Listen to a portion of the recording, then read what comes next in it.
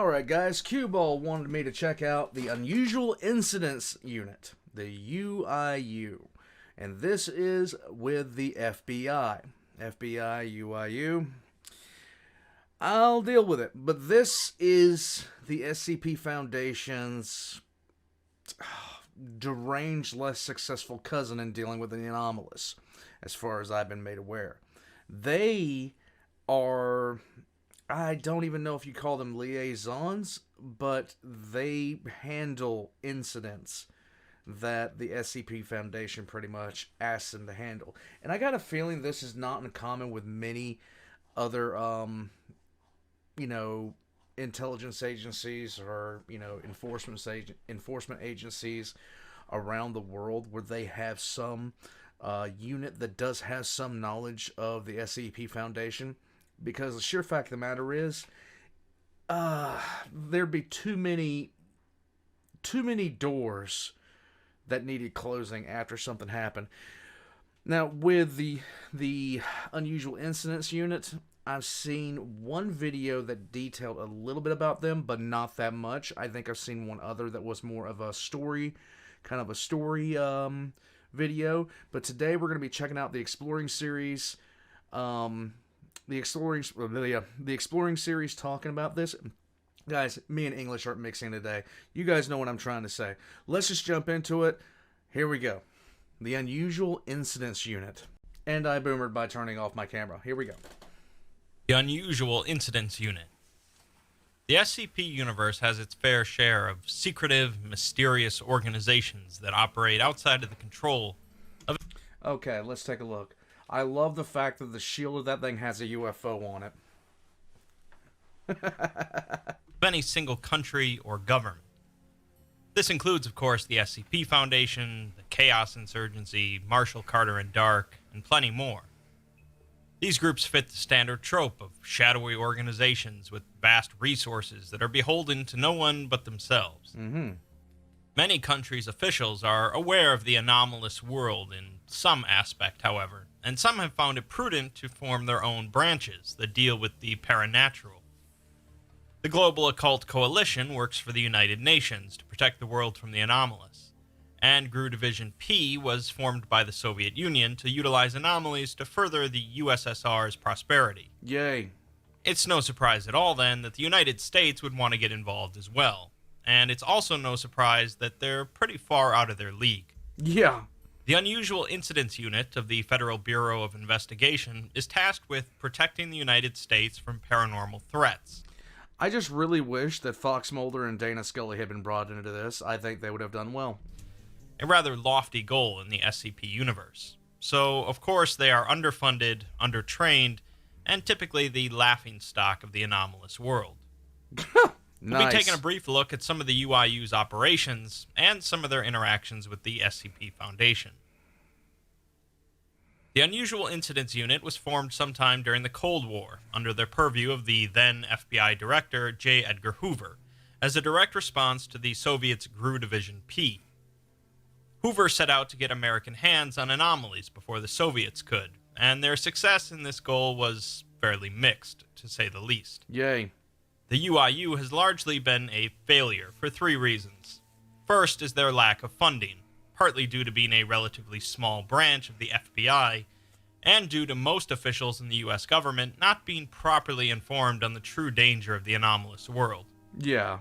Secondly, members of the UIU generally lack the proper training to handle any sort of dangerous anomaly, and they're occasionally thrown into the deep end of a bad situation without proper gear or knowledge. Wow. Finally, the UIU... Wow. I wonder where I've heard situations like that before.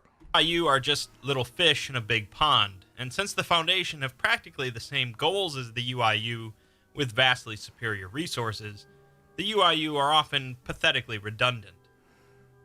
While in the grand scope of things, this typically leads the UIU to be considered a joke by others in the anomalous world. So I was probably considerably wrong about my initial assessment of the UIU. I was not wrong about them saying they're the very less successful cousin of the SCP Foundation. They do at least score points for perseverance, as the US government still has yet to close down the unit entirely. Most members of the UIU are transferred from other departments in the FBI as some sort of punishment for any mistakes they might have made. Lovely. The UIU is considered a joke position even within the FBI, filled with conspiracy theories and other ridiculous notions. Comparisons with the X-Files abound, of course. During a UIU orientation for new transfers, they're shown an anomalous object, a magazine for a Desert Eagle handgun that contains 1,296 rounds. While this does effectively show that anomalous objects do exist, it's a far cry from the true depth of the paranatural world. Right. Other aspects of this world are explained to the transfers, showcasing some of the UIU's unique terminology. Any confirmed artifact, something that doesn't belong within the world, is referred to as a cart, whereas confirmed anomalies, anomalous events, or areas are called cans. What? A can man is a paranormal person, and they're told that others will likely be looking for these individuals as well. The Chaos Insurgency is referred to as the Fireworks, highly trained militia groups, sometimes armed with anomalies, that swoop in and take or destroy whatever they're after. They sometimes fight each other as there's multiple groups, and UIU members are told not to interfere without backup, as they're better equipped and ruthless. The cart shoppers are Marshall, Carter, and Dark, with the official policy being to raid any known dealers of anomalous artifacts, but to be wary around MC and D. The Serpent's Hand are referred to as the Can Collection, known to have very little interest in secrecy. UIU agents are not to confront them in public, and if a Serpent's Hand member gives them an order, they should consider following it, as the member can probably set them on fire with their mind. Yeah, that's usually a good idea to The not screw with Skippers that are, person. of course, the SCP Foundation, known to be well-trained and generally helpful, since they have similar goals to the UIU. Not surprising. If the Foundation is on the scene, the problem is likely out of the UIU's league. Sometimes the Foundation will contact the UIU to deal with something they can't be bothered with, usually a minor artifact, which helps keep the UIU funded. Yay. Finally, there are the Suits, individuals appearing like stereotypical men in black.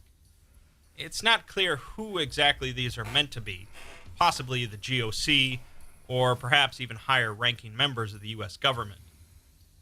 UIU members are told that if one of the Suits gives them an order, they should follow it, but otherwise they're untrustworthy. Nice. Let's look at some specific anomalies that the UIU have interacted with. The UIU themselves don't really contain many notable anomalies, so these of course will all be SCP files. Additionally, I'll note that the UIU are not really that popular of a group of interest at this point, so their involvements are often pretty minor.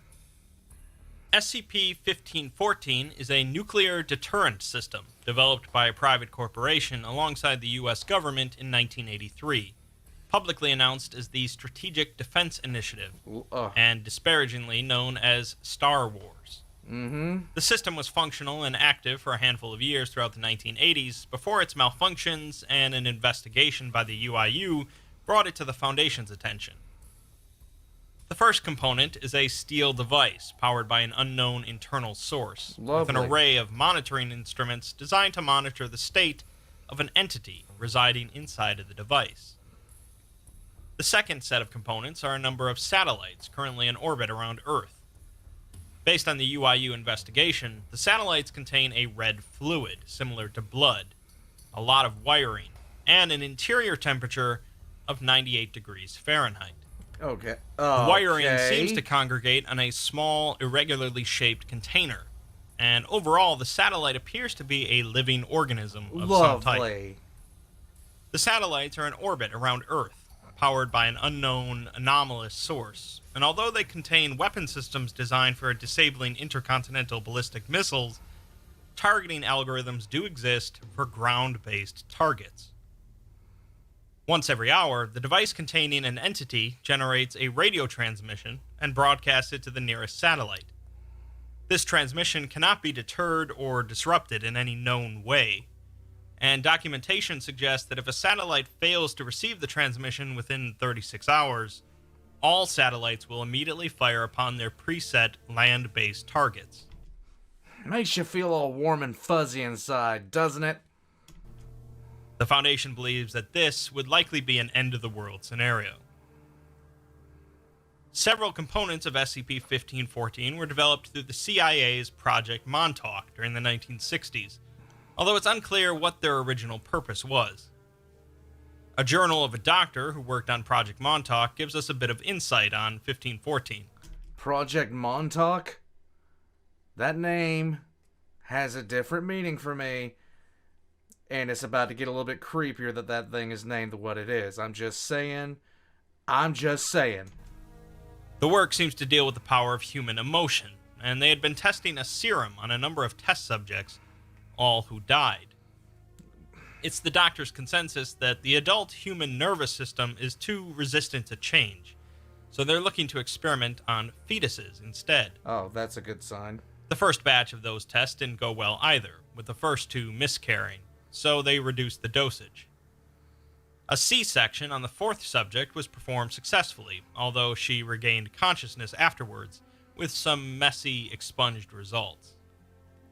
It seems the carrier was affected by the serum, but not the fetus, so the carrier was placed in a coma.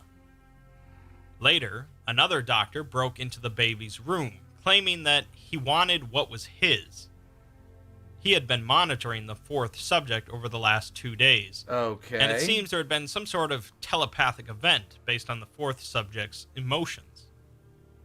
Aside from that, the project continues to spiral downwards into failure, and it seems as if it's going to be shut down. Things change when the baby begins to emit a form of radiation consistent with telepathic properties. This is a bad The sign. doctor plans on performing a biopsy on its neural tissue, leading the next journal entry to be completely expunged. Shit, no kidding. Whatever happened led the project moving to a different lab, and the remains of the fourth subject being locked in some sort of casket. The doctor suspects that since the fourth subject could still detect what was happening to its baby when it was locked in its room, he doubts the casket will do much good. The baby is still stable, but no more biopsy attempts are planned after they lost half of their staff. The final entry details that the entire project had been employed by the Russians so that the U.S. would experiment with something too dangerous. Yeah, The lovely. Good bond idea. between a mother and child is too strong, and a telepathic mother will dangerously lash out if something tries to hurt her child. The company that had been helping supply the project ended up taking the baby and a sample from the dead mother, as they plan on continuing some of the work. The doctor decides not to tell them that even though the baby's growth is stopped, it will eventually decide to do things on its own. The company, of course, went on to create SCP-1514 and replicated the cells of the mother, placing them inside of each of the satellites. The baby is inside of the device and telepathically communicates with its mother. While so far it's been content merely sending out a message every hour to its mother, it seems to be developing sentience, and it can't be harmed without the mother retaliating. Sometimes the SCP universe is really weird. Yeah?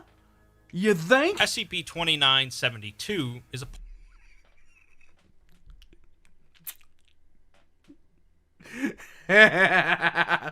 Yeah, Dollar General is an SCP. parking lot that used to be attached to a Dollar General store Oh. in Sebastopol, Mississippi. At some point every 2 to 21 days, an unoccupied motor vehicle parked in the lot will disappear instantaneously. That sucks. The chosen vehicle is picked seemingly at random and can include cars, motorcycles, motor scooters, golf carts, semi-trucks, construction equipment, and in one instance, an airboat. At the same moment the vehicle disappears, it, or an identical copy of it, appears in a warehouse in Sebastopol, Crimea. 2972 was first discovered when 4 consecutive car thefts occurred in the parking lot, and after the third, a security camera was installed in the lot by store managers. Surveillance footage showed the fourth vehicle disappearing between video frames, leading a UIU agent embedded in the Mississippi Highway Patrol to investigate. The agent, Titus Solowski, decided to run a sting operation by emptying the lot and parking only a high-value vehicle embedded with a GPS tracker. 5 days and 7 hours later, the vehicle disappeared, the GPS now tracing it to Crimea. At this point, the UIU brought it to the attention of Interpol and the SCP Foundation, and Solowski assisted in the investigation in Crimea. The warehouse was being run by 2 men who were filing off the VINs on the vehicles and selling them on the black market, occasionally getting cash or other valuables from inside. The men claimed that they didn't create the anomaly, but had someone by the name of Penrose set it up for them. Really?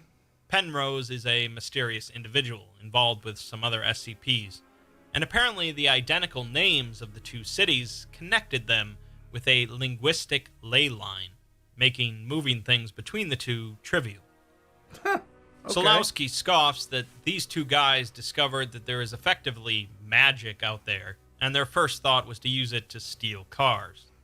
From a Dollar General parking lot. The parking lot was then purchased by a Foundation shell company, with 40% of the funding provided by the UIU in exchange for the Foundation handling containment. The initial containment procedures involved keeping the parking lot empty, but eventually a car disappeared from a nearby service station. Now, a single car is parked in the lot every 21 days, and a separate team in Crimea retrieves the vehicle. Okay. Next, let's look at an SCP that was... If you're in the SCP Foundation, that's got to be the cushest job ever. Once every 21 days, just go pick up a car from a warehouse? I'll do it. Practically entirely handled by the UIU, SCP-2610. 2610 consists of a family of anomalous humans, collectively known as The Colony. The primary 4 members are all siblings: Simeon, Armand, Yvette, and Jorge, born in the first half of the 20th century. Simeon was a medical doctor and self-proclaimed telepath. Okay. Armand was a deckhand, and Yvette and Jorge were unemployed.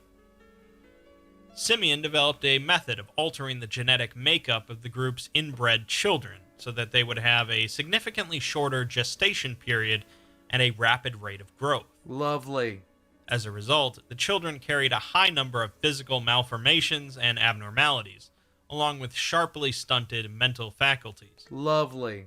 The colony is believed to have been wiped out entirely by U.S. Navy fighters on the order of the UIU in 1971. Simeon was born in 1922 at the West Boston Military Medical Center, and from a young age he expressed a variety of anomalous traits, specifically a self-described telepathy. He describes this ability in a journal entry as being able to see the images and hear the impulses of every person who he reaches out to with his mind. Huh. As a child, this was apparently a cacophony, but as he grew older, it became a useful tool. Another journal entry describes an important moment in Simeon's life when he used his ability to enter the consciousness of a lobotomized patient. This is not a good sign. He was able to see and hear through the patient, looking up at himself. I cannot believe that we used to do that. Lobotomy was considered a good idea, a good treatment.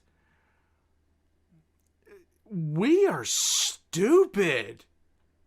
Just beyond stupid. He worries what would happen if he was inside of someone's head like this and they were conscious. So he believes it would be better for a subject to be birthed with no consciousness at all.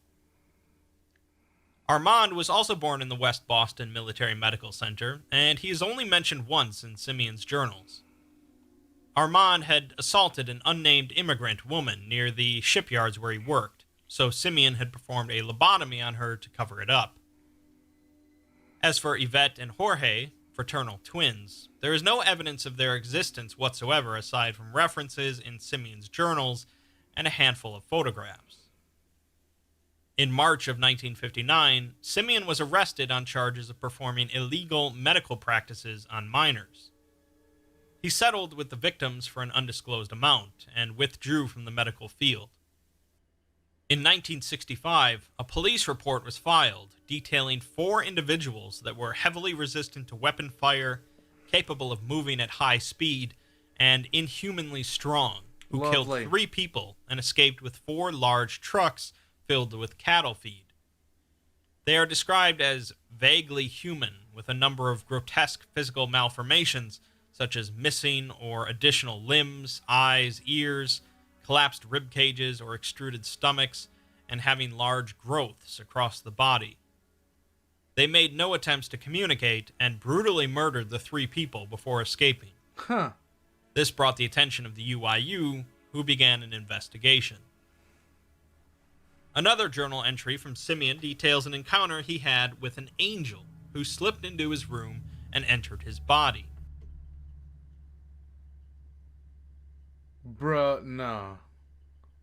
Bruh. The angel spoke to him, referring to him as a child of God, and telling him that he has been chosen to lead God's people and create a new Eden. Oh, wow. I've heard this in the text of every single cultist known to exist. God has provided for him the whore of his deliverance, born of Simeon's blood, and from her womb the earth will be made anew in his image. Lovely. The angel then gave Simeon a vial of liquid, which presumably allowed him to alter the genetics of his family's offspring. The UIU continued their investigation, detailing another theft of a large amount of livestock feed, with 5 dead in the process. Responding officers on the scene managed to recover one of the perpetrators' vehicles, recorded as belonging to Armand. During the ensuing chase after the theft, one of the perpetrators leapt onto a pursuing squad car and managed to kill an officer. What? The driver of the vehicle crashed the car, killing the creature. Another journal entry from Simeon discusses the inbreeding with their sister and how her eyes were also opened by an angel of the Lord. The liquid that the angel gave Simeon ensures a pregnancy, and the effect spreads to the children, allowing the colony to rapidly grow in number. Ugh. Simeon prepares himself to lead the colony into this new Eden, and prepares for the Lord's arrival. In 1970, the UIU received a tip from some local agents embedded in utility companies that a warehouse was drawing power from nearby lines, despite being abandoned for more than 30 years. Additionally, a car that had been confirmed to have been sold to Simeon was seen at the site. UIU agents launched an operation, initially finding the warehouse empty, but could hear sounds coming from below. They used a lift to descend to the 3rd basement level, and then descended further by stairs. What they encountered is, of course, mostly expunged, but only 4 out of the 13 agents managed to escape. Damn, okay. The surviving agents described seeing hundreds of grotesque humanoids copulating with one another in a mass of flesh. Ugh. The murdered UIU agents were pulled in and ripped apart in the frenzy. Only one normal human was spotted, identified as Armand. The FBI authorized an attack on the warehouse, demolishing the entire structure, and no remains were recovered. Another journal entry, Simeon describes the continual expansion of the colony, but mentions that his youngest brother, Jorge, is not on board with the colony's activities.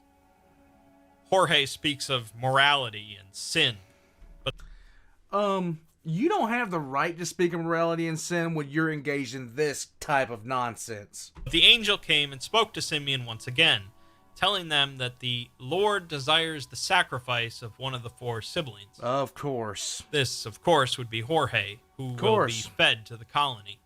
Ugh.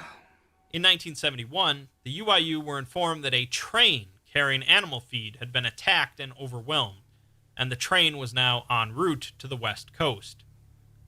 It seems that the colony's needs had grown beyond trucks full of food. Yeah. So the UIU launched an operation to intercept the stolen train. This proved to be pretty difficult, as any attempt by agents to approach the train was repelled by hordes of members of the colony. Using explosives to stop the train was also useless, as colony members would throw themselves onto the bombs. While they were working to stop the train, reports of 2 more stolen trains were confirmed. What? While one of them stopped for fuel, over 1,000 colony members swarmed a local high school football game, causing hundreds of casualties. At this point, the UIU realized this was out of their league and contacted the Foundation. Foundation personnel utilized some anomalous capabilities to disable the colony's ability to communicate with Simeon, resulting in a panic. Huh.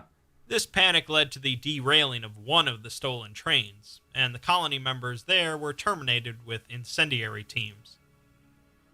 Even the Foundation failed to stop the other trains, though, which led to a total of 6 trains arriving in California, Good where the combined God. force of the colony overwhelmed the UIU and Foundation teams.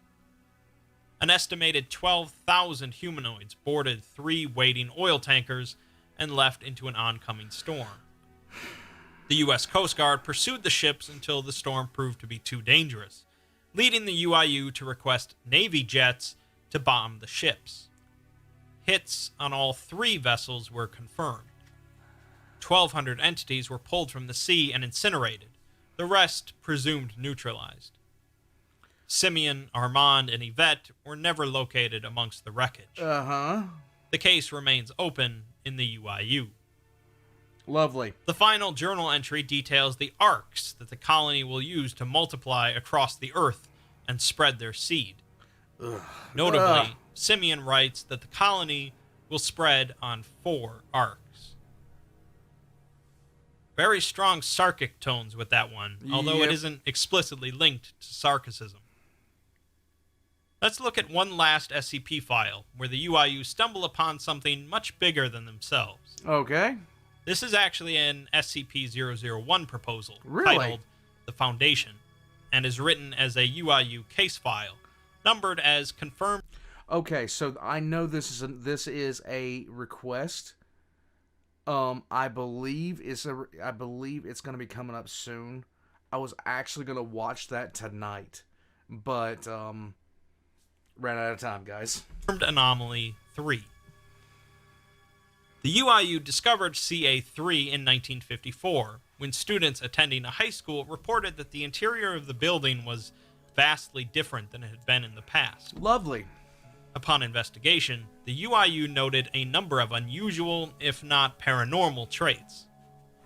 All of the walls in the school had been replaced with steel-reinforced concrete, although several rooms were constructed with completely different materials. All exterior windows had been covered from the inside. All student desks and other educational material was absent, and lockers had been modified to be significantly smaller and constructed of stainless steel. The layout of the building was also quite different, and some rooms would exhibit seemingly random modifications. No fewer than 17 computers were found, each utilizing state-of-the-art RAM. All files on the computers are inaccessible, and the computers themselves are bolted down. The auditorium is inaccessible due to a large steel wall blocking the doorways, which has proven to be impervious. 2 teams sent in to do a complete survey of the building went missing. 23 days after initial recovery, UIU guards reported hearing a white noise coming from inside the building, seemingly coming from the auditorium. Okay. 5 hours later, the white noise stopped, but voices could be heard. It was found that CA-3 now contained a large number of people, all wandering aimlessly through the facility. Each individual was physically identical to members of one of the UIU's teams that went missing, despite there being far too many people. No attempts to interview or detain these people were successful. Also, the interior layout had changed significantly again. 3 months later, the white noise was heard again, so an investigation was launched immediately. Most of the people inside of the facility had gathered near the doors to the auditorium, and a 6-foot circular hole was found in the steel barrier. Shortly after, an object emerged from the hole and was carried off by one of the people to a classroom. This process repeated every 3 minutes for the next 8 hours, with most objects being placed in rooms or lockers. Further investigation revealed that most, if not all of these objects exhibited anomalous properties, Lovely. and many of the people were either guarding the objects or performing tests on them. It's noted that the people were following standard UIU protocol for handling anomalous items. 2 days later, identical armed guards appeared near the entrances to CA3, preventing any UIU agent from entering.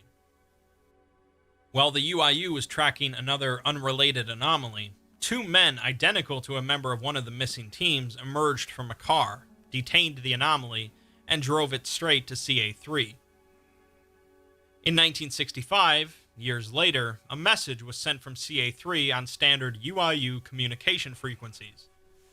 The message claims that it comes from the O5 Council, and they say that it would be nice to be friends. With their superior resources, they will handle containment, and they will be expanding from the original building. The message is somewhat coherent, but is mostly broken English. 8 hours later, another message was received, saying that they have now expanded and are recruiting doctors, guards, and D-men. They're also looking at some international anomalies. It's interesting that they are the O5 Council, and one of the missing UIU teams was designated CA3-05. Basically, the Foundation itself is an anomaly that started based on the UIU and their operating procedures. I doubt Eventually, it grew to eclipse the UIU. And of course, this is just one possible canon, but it's an amusing notion. It is. Despite what I said earlier, you probably noticed that none of these SCP examples display the UIU in a particularly incompetent manner. While there are, of course, I love the X-Files in the background. plenty of examples where the UIU are little more than bumbling fools, played more for humor than competence, these articles show the UIU as capable agents that simply lack the resources and knowledge available to larger groups. As I already mentioned, there are plenty of allusions to the X-Files with the UIU, federal agents thrown into the deep end of a mysterious, esoteric, and frightening underground world. Although it's true that the US government probably doesn't need the UIU in most instances, since the Foundation is capable enough, for now, they're going to keep doing the best that they can. Do what you can do. They're trying. They're actually trying. Welcome to the Unusual Incidents. Welcome to the Unusual Incidents Unit, soldier. You're here because you are the finest, the brightest, and most of all, the most confidential officers that this great nation has produced. You are the front line of America's defense in this uncertain time, when paranormal threats threaten the safety of this country.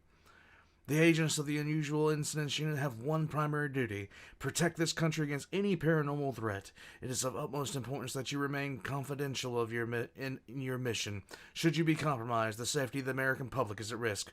Your duty to the country is one that no one else can know. It's gotta suck to be them. They are legitimately the redheaded stepchild of the entire setting, of the entire thing. And imagine having to deal with the anomalous while also having to conform with the standards that you would have passed down from people that think what you're doing is total bunk. That would be that would give me hives. That would give me hives and hives and hives on hives. It would literally drive me insane. It's like I can't do any you got to report this to your field soup, everything else, and you're the laughingstock of not only the paranormal world, you're also the laughingstock of the regular world, who thinks what you're doing is absolutely nuts. That has got to suck. That has got to suck so bad. Guys, now I really want to watch that Foundation video by the Exploring series. In fact, I can't wait to watch it. There is so much stuff. Oh my god. If you guys knew the amount of times I'm sitting here going, what am I watching today? You'd be stunned. Just the amount of time that I'm sitting here just like debating with myself. Okay, what am I getting to? What am I going to get to? What am I going to get to? I'm always doing that to myself. Um, Guys, the Exploring series, once again, delivers. If you guys like this and you want to see more of it, sooner or later, I'm going to be reopening the SCP requests, and I know that as soon as I reopen it, it's going to go right back up to 90 requests. I'm not sure how many I'm at now. I think I'm starting to make a dent in that request log, but we'll get to it eventually, guys. We'll reopen it eventually. I'm just going through the ones that are already there. At the same time, I'm checking out the Gavin Bob series, which I promise I will do Gavin Bob at some point in the next few days. Also, I've got SCP The When Day Breaks by SCP Illustrated, and I promise I'm going to get to that too. Oh God, help. If you'd like to help the channel, hitting a like and just leaving a comment does wonders. If you'd like to support the channel, there are other means. I have a Patreon down below. Besides that, guys, all the Explorer series links are going to be in the description down below. Check them out, and I will catch you guys next time. I still think Mulder would do better here.